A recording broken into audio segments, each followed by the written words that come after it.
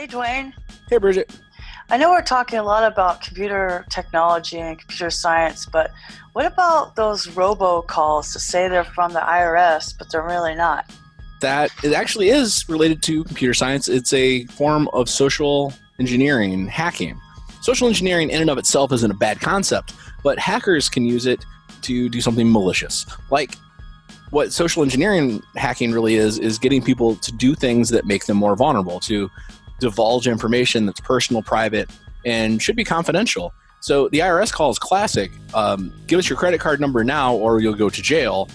That's pretty threatening and directly, wanting you to do a thing you normally wouldn't do. Another classic example of this, we actually saw on the show Mr. Robot, which is a really personal favorite show of mine, is somebody giving away free CDs in front of an office building. Someone puts that CD in their computer and now that program is going to run. It's malicious, takes over the machine, and now we have access to the entire internal network through this one faulty point. There's a lot of social engineering. Basically, if you always step back from scenarios that might have to divulge personal information and think, should I be doing this? Is this really secure? Is this really safe? Do I know this is safe? It's something we do all every day. When you lock the door to your apartment or house, you look around and you make sure you're safe.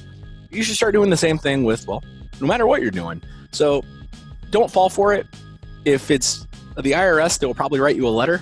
So if something sounds like it's not right, it probably isn't. That's the nefarious nature of it, is sometimes it's engineered to make it sound like that it is the right thing. So if you work in a large corporation and suddenly you get a call from IT needing a certain number off the back of your machine, it doesn't seem like a malicious thing, and you can just read that number, but that number might reveal just enough information for them to compromise your machine.